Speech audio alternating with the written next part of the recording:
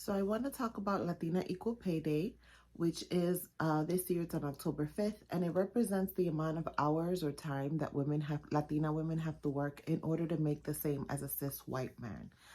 We are still in the middle of Hispanic History Month, Latina History Month, or Heritage Month, and it's important to note that, again, being Latina or Latino is an ethnicity and not a race. So you can be white and Latino, you can be Black and Latino, you can be mixed race, Indigenous and Latino. Okay, so we're going to focus a little bit on the culture piece of Latina Equal Pay Day and how that might impact us. So as a womb healer, as a curandera of women's issues, right? A lot of women come to me around their money issues. And so there's no one size fits all when it comes to that. Everybody has their own kind of childhood experiences and life experiences that kind of work towards whatever it is that they're working towards, right? So we apply like a holistic perspective. We look at mind, body, and spirit. And so that's kind of the thing that I want to talk about here with y'all. So first we're going to talk about like the practical things that we can do in order to get some more money, right? And so some practical things that you can do would be like sharing your salary and looking at websites like Glassdoor or to check to see what is the correct salary for whatever it is that you know for your job and for your area. That is one way to be practical about your salary, because then when you go to negotiate and you go to apply for a new job, or you're negotiating a promotion or a pay raise with your current job, you know what the market's doing and you know how you can kind of speak for yourself to say, hey, I need a raise, right? So that's one way to do that. And also help others do the same. I feel like as Latinas, we weren't taught how to negotiate salary. We weren't taught just things like that. You should just be happy that you got a job, right? And so helping others and advocating for others as well, once you get a hang of it, is another great way, because as a collective, right, we all can start earning more.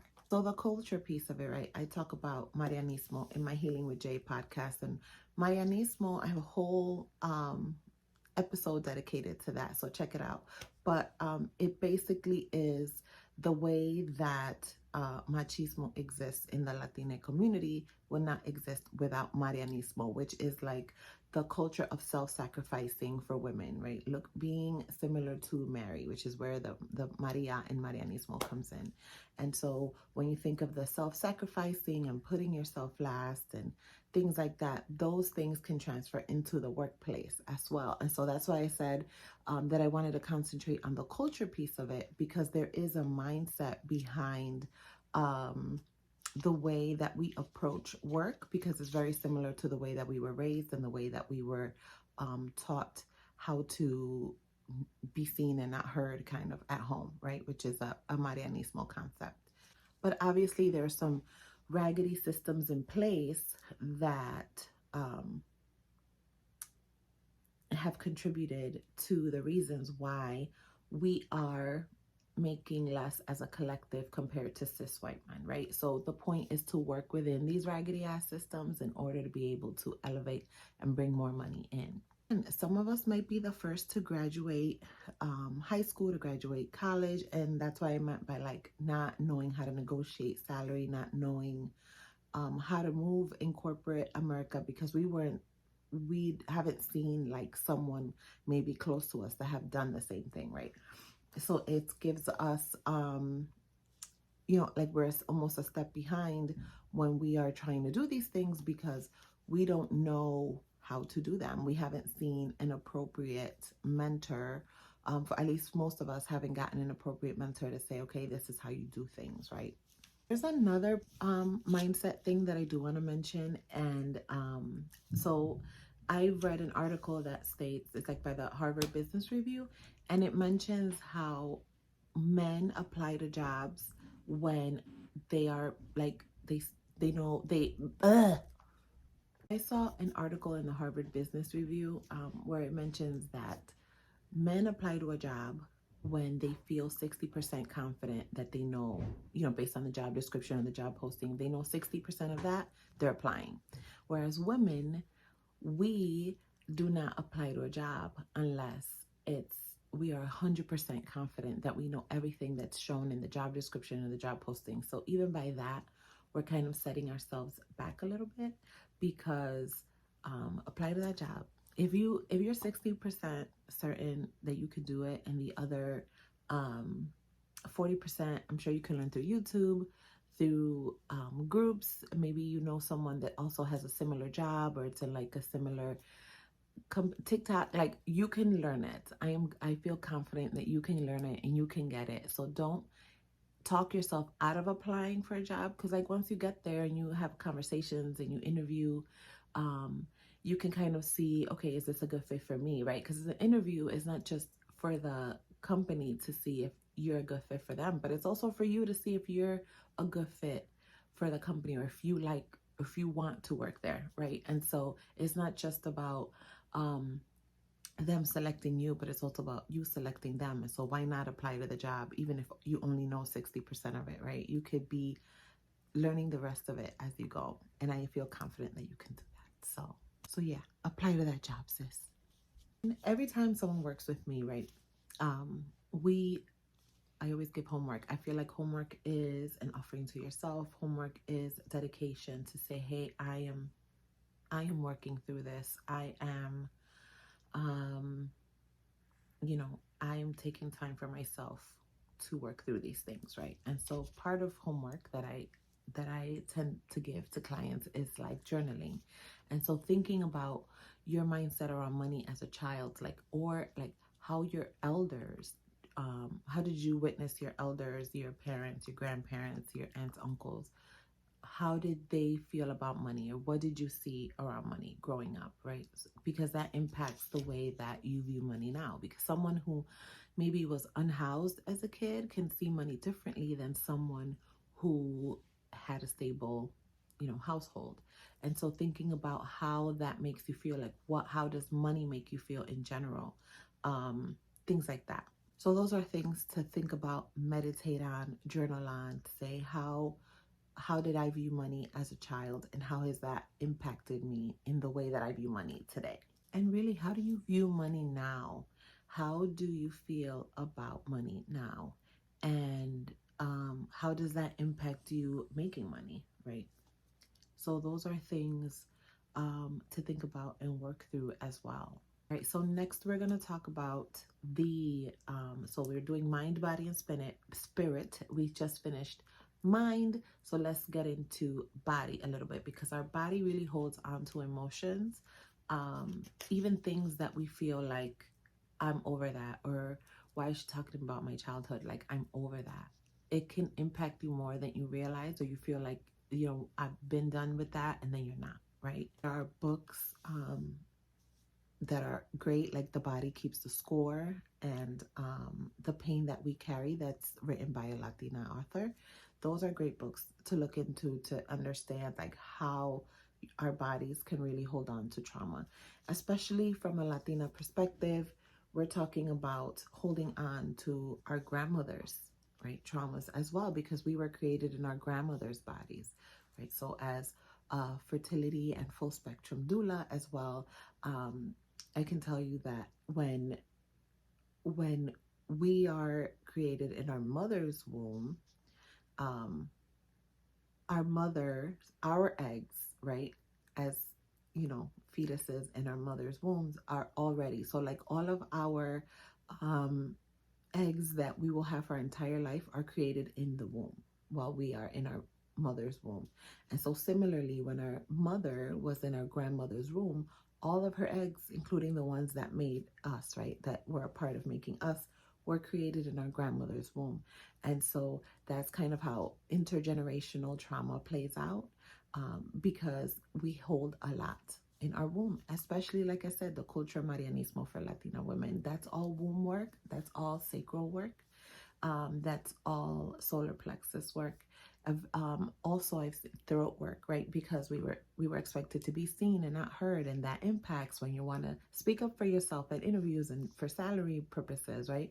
That's the confidence in the solar plexus that impacts our ability to speak up for ourselves as well, and the way how we're carrying that intergenerational trauma in our womb space, and that can manifest in ways like heavy periods, or like your hip hurting, or your shoulders hurting, because of this emotions that haven't been worked through. And so when we don't work through them, our body starts to say, hey, I'm going to show you some pain so that you can pay attention, right? That's our pain is our body's way of saying, hey, paying attention, we're not okay, right? And so that goes for physical as well as emotional.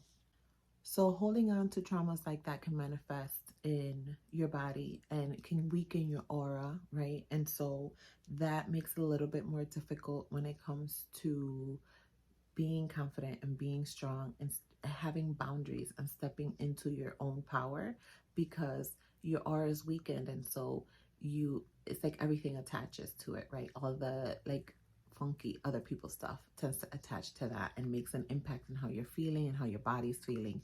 And so strengthening your aura and working through those energy centers, right? Whether it's the throat or it's the third eye so that we can see clearly, or it's your solar plexus so that you can talk confidently, right? So if you do like solar plexus, throat and solar plexus, so you can talk confidently about your achievements, right?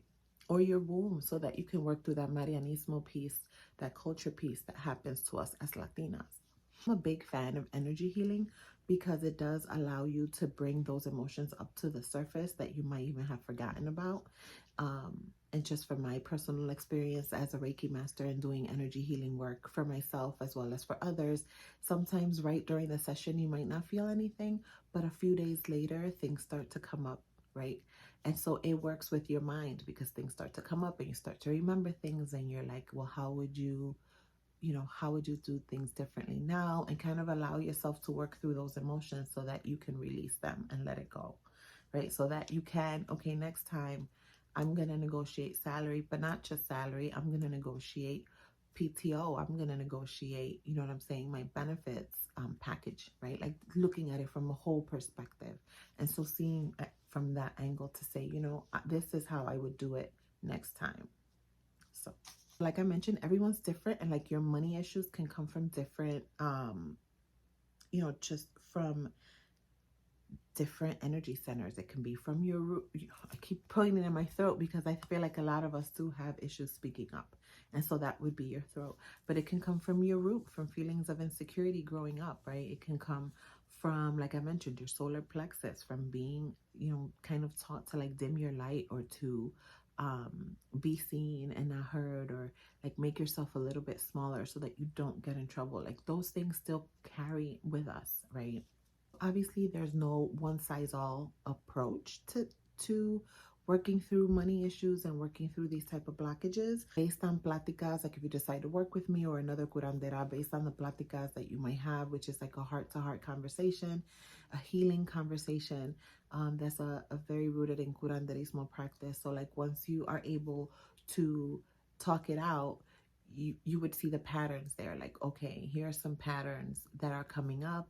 This is pointing to this energy center or that energy center. So let's focus on that one for this moment, right? So that's kind of how like the body would work into that. And if you want to work with me with energy healing, I am available. My link is in the bio, so that we can work through those money issues that you might have.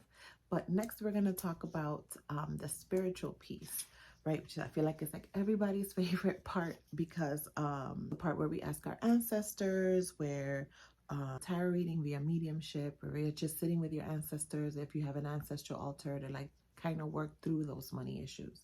And for me, a lot of my money work when it came to spiritual was burning ancestor money, and that really helped me quite a bit.